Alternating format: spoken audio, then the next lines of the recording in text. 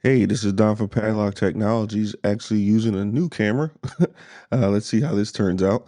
But I got a question on my video. Looks like secure access is the big thing that people want to talk about. So I had a question about, hey, if I'm already a Cisco Umbrella customer with SIG, should I even move to Cisco Secure Access? Like, what's the point of doing that? And I did reply to the comment, but it's actually a great topic for a video. So I decided to create a video on it. And hopefully, this answers a lot of the questions that people may or may not have about Cisco Secure Access if they already have um, Umbrella. So let's get to the whiteboard here. I like to do my title. So let's go ahead and get to the title here. And we're going to go Cisco Umbrella. And then we're going to have versus CSA. Now, I already did the comparison video of this saying CSA was better, but let's go to the whiteboard to answer the question of if you should go to Cisco Secure Access if you have Umbrella. So one of the things here with SIG is you're going to get DNS layer security, and then that's the basics, right? Now they got advanced and essentials. So if you look at how that branches off, you have essentials, and then you have advanced. Obviously, I would say everybody should get advanced unless you have some monetary reason to not want to get advanced. Makes sense. Then you have the SIG component, which is secure internet gateway. Now, this is basically what took over the WSA functions. If anybody knows what a WSA is, if you've seen that in a while, but that's the web security appliance. That's SIG basically takes that over. So that's the two features you can get. Now this is going to give you a cloud firewall or C firewall, and then it's going to give you the web functions, right? The web functions, and that's really all you have. Now, if this is all you need, which is just, secure web, DNS layer protection, then Umbrella is fine, right? Unfortunately, though, once you start needing some of these advanced features, you pretty much can't be an Umbrella customer anymore because you're now having a more advanced design. So this is why you would go to CTA or CSA, because CSA will give you everything in Umbrella and Umbrella, but more. So what are the more parts, or what are the extra pieces you get with Umbrella? Oh, not with Umbrella, with CSA. So again, you get everything with Umbrella, which is the DNS layer security, DNS and web security. Let's put it like that. But here's what you get in CSA that you don't get in Umbrella. First one, remote access VPN as a service. So if you have a bunch of VPN or REVPN concentrators, from a CapEx perspective, that's a lot of money, right? Especially if you get something that's real beefy. Let's say you get a 4000 series or a 9000 series. Now, you probably won't get that for a VPN concentrator, but let's say you got a 9000 series and you want to carve up the 9000 series to have, 4, 5, 6, 7, 8, depending on your security module that you put in there.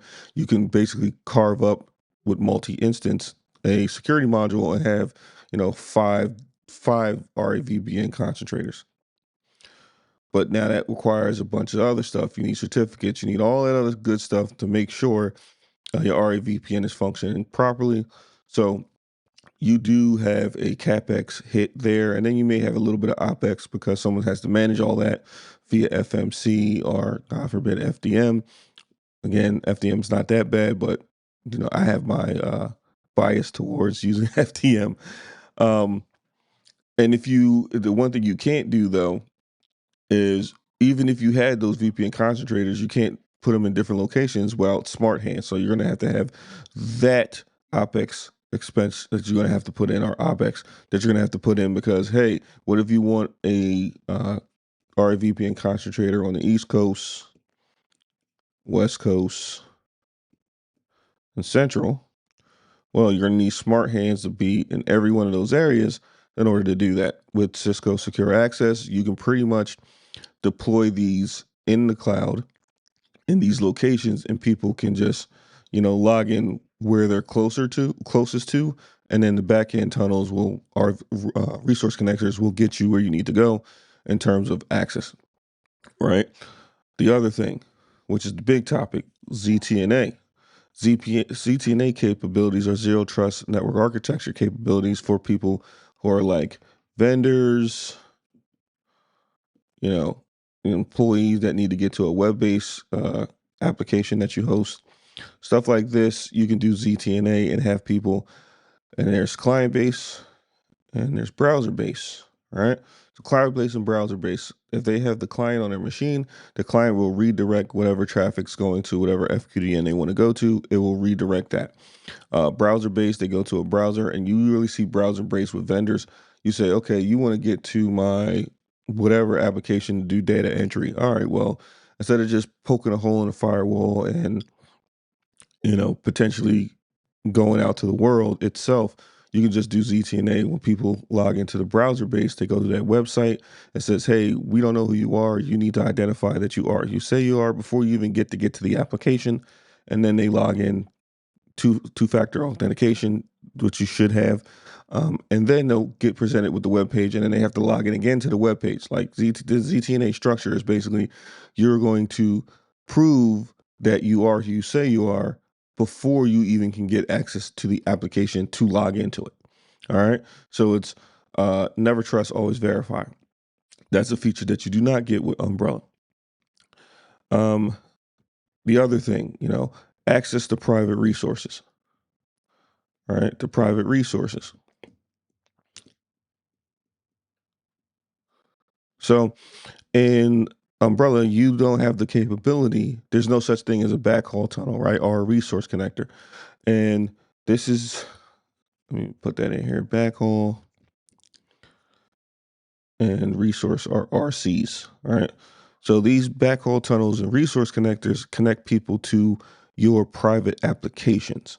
So again, this actually goes into play with ZTNA and RAVPN as a service as well, because without these backhaul tunnels or RCs, you're going to have to always poke a hole through a firewall. People got to get through it through your firewall, stuff like that. With this, since you have a backhaul tunnel or an RC that's, connected to some type of resource, you can create a policy to say, hey, whether it's ZTNA or VPN access, I'm going to know everything how to get back to your resources. Again, Cisco Umbrella doesn't have that, right? It's only DNS level security, DNS layer security, and web gateway functions, right? And secure internet gateway functions. As you can see on the other side, you get all of this plus our VPN as a service, which is big, especially when it comes to consolidating a lot of resources and streamlining. Like, you can really cut your budget down by removing all those VPN concentrators that you have all over the place. Plus, from an OpEx perspective, you only need one person to manage it. Once it's deployed, you don't really need uh, a team on each side because it's in the cloud. So someone like us that can manage it as well. If we were managing your secure access capabilities, we can just go in, okay, you need a VPN, and again, on the West Coast, okay, we'll configure it. Then you can tie ICE into it as well for even more security, because you can authenticate and then authorize what people are able to do, and you can add imposter into that. Again, you can't do any of this with Cisco Umbrella.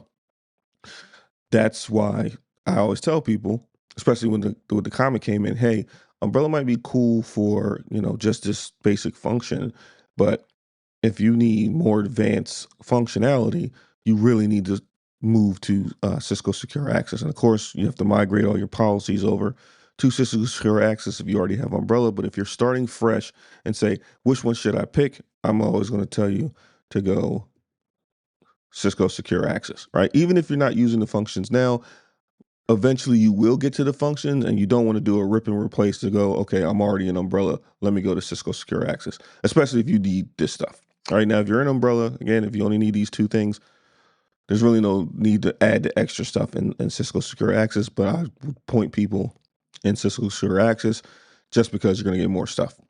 Now, back to the private resource connectors, or private backhaul tunnels and resource connectors, right? So with the private connectors or resource connectors and the private resource rules, you could basically get access to any of your resources, no matter where you are in the world, right?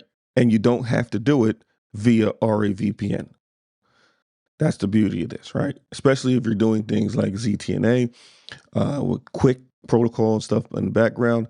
I actually did a demo for a client that shows, hey, do, I can RDP into a server if I wanted to, and I'm not RAVPN into your network. I could just say, hey, for client-based ZTNA access, I'm going to allow RDP to a certain server.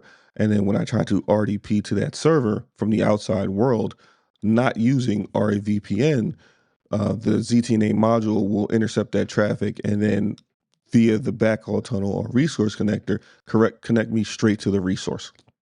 Can't do that with Umbrella. What else is there? Obviously, the ability to have SGTs in your enforcement, right? In your ACP.